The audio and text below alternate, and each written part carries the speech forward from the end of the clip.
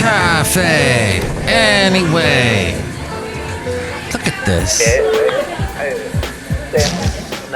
Mike's Daily Podcast. It's episode 2453, 2453, and today we are in Podcastro Valley. We are back. Mike's Daily Podcast. We were in Podcastro Valley to last show here at Cafe Anyway, somewhere in Podcastro Valley. Anyway. And that's great. And that's awesome. And that's kind of the place where we like to hang out and sing and do this thing and do the swing. You know what? I think that's done. We're done with that song. And I'll tell you what. Mike's Daily Podcast. This whole thing with the, what do you call that show? The Stranger Things has gotten Mike's into the Stranger Daily Number Things. Podcast. Season 4 Yeah. is now Netflix's second title ever to rack up over 1 billion hours viewed. It's the second. The milestone comes after it debuted the second volume of the season 4 that was on July 1st, consisting of 2 episodes that run for approximately 4 hours altogether.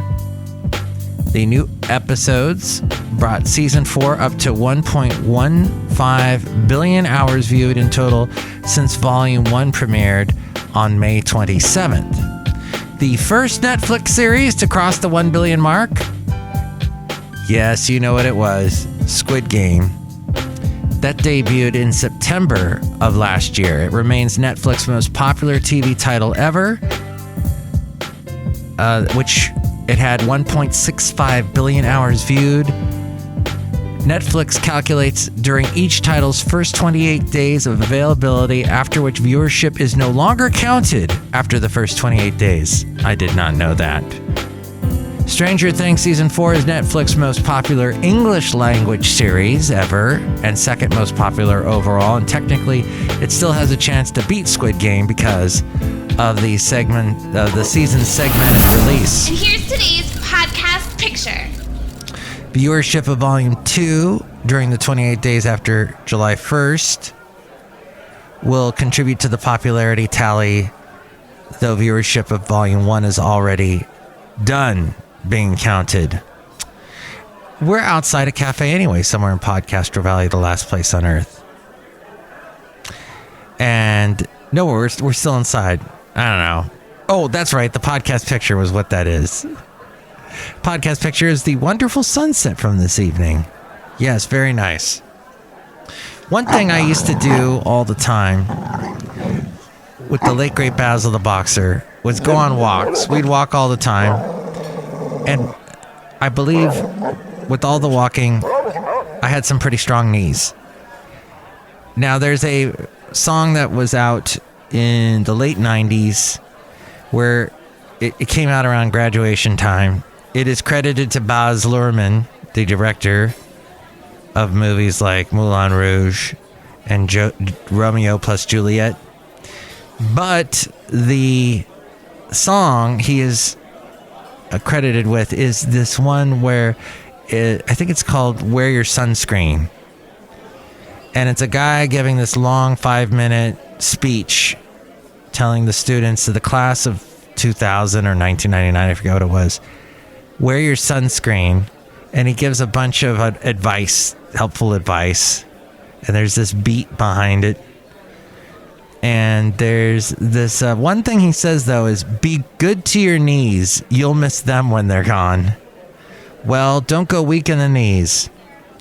Preventing knee issues means keeping on the move. The knees are the largest and one of the most stressed joints in the body, making them vulnerable to injury.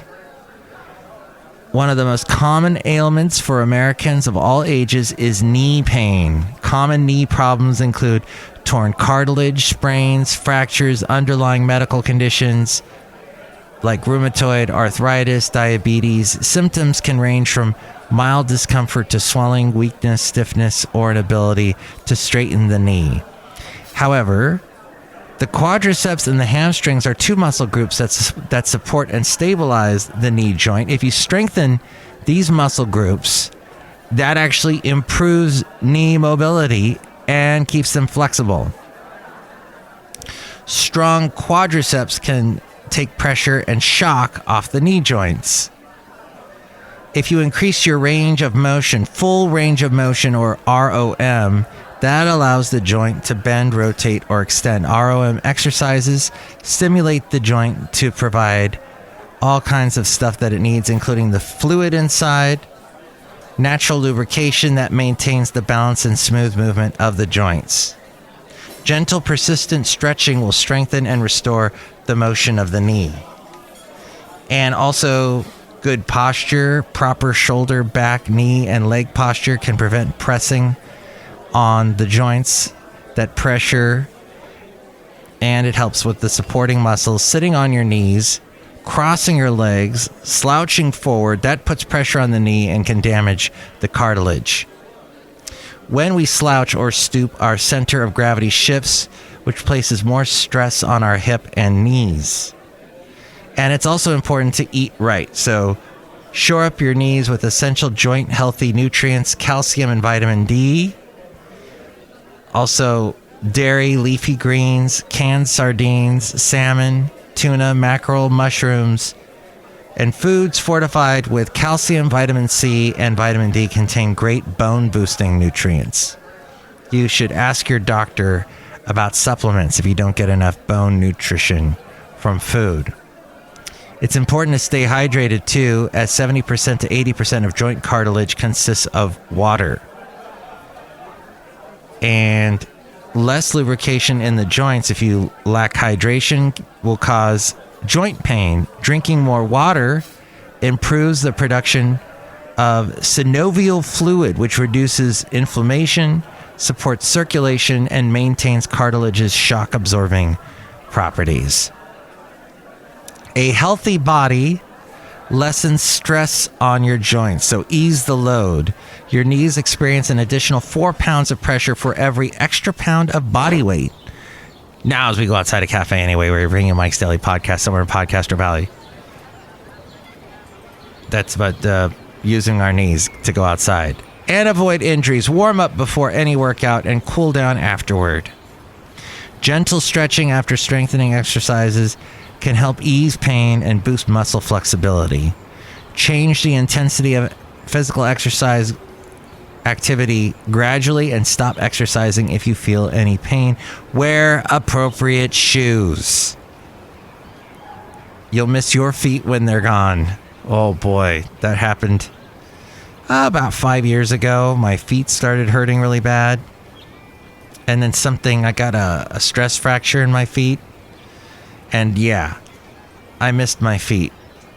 So that reminds me, got to buy some new shoes. Wear appropriate shoes for better alignment and balance of the knee joint, and incorporate rest periods into your training regimens. Rest over-the-counter pain relievers, compression, and elevation may help alleviate minor knee symptoms. However, traumatic events, such as feeling a pop with a deep squat, twisting the knee during a workout, catching or locking with the inability to move the joint, are serious injuries that warrant a visit to the orthosurgeon. If the knee remains swollen longer than a few days, patients should also seek medical advice. Strengthening and stretching exercises increase flexibility and lower the risk of pain and injury. Leg lifts, hamstring curls, wall squats, single leg dips, step exercises, seated knee extensions, standing knee, and those are low impact. There's also low impact activities such as swimming, cycling, elliptical training, rowing, and hiking. That can all improve knee flexibility and strength. So talk to your doctor about specific workouts that are good for you. And that is all from the latest Costco connection, which was written by Suha Natarajan. And yes, it's all about health this issue. So there's a plug for Costco, now a slug. Look at that slug. That's kind of disgusting. But they're amazing creatures. So leave them alone. Don't bring any salt over to this equation. We're outside a cafe anyway. somewhere in Podcastro Valley. Look who's here. Hello, Mike Matthews. It's Chely Shoehart, the chef supervisor. My knees are really strong. That's good. Do you drink a lot of milk? Yes.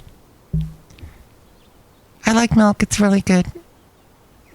Except I'm lactose intolerant. I think the whole world is lactose intolerant.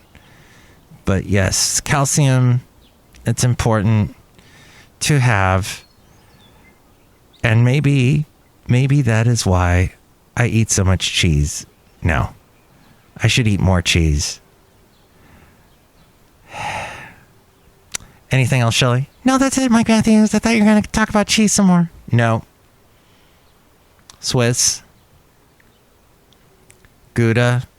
That's about it. That's all I got for cheese. Look who else is here. Hello, Mike. This is Floyd the Floorman.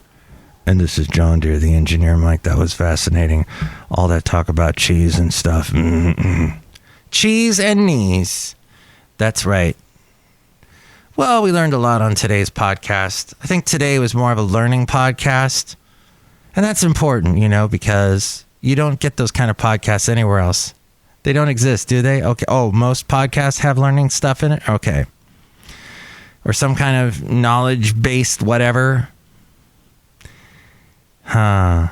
Okay, good. Well, you're learning. That's good. You're growing your brain, and we thank you for doing that, because the next show is going to have Benita, the Disgruntled Fiddle Player, and the Brewmaster. And you can tell me what you think about anything we covered today. 336MM Daily.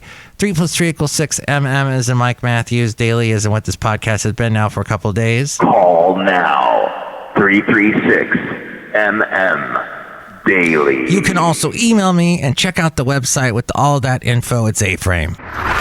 Mike's Daily Podcast is written and produced and performed by Mike Matthews. His podcast is super easy to find. Download or listen to his show and read his blog at mikesdailypodcast.com. Email Mike now at mikesdailypodcast@gmail.com. See you tomorrow. Bye!